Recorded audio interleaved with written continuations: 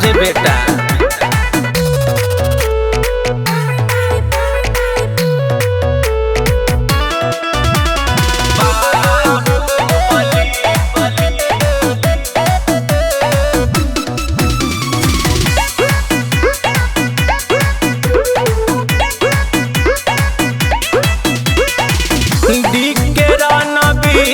लेके चलई हथियार हो जा है बंद के बाड़ी लोगवा रहे खबरदार हो। पूरा इलाका हमरे रह गया। सोनू नीतीश लेके चले हथियार हो जाला लोगवा देखी हमारा खबरदार हो।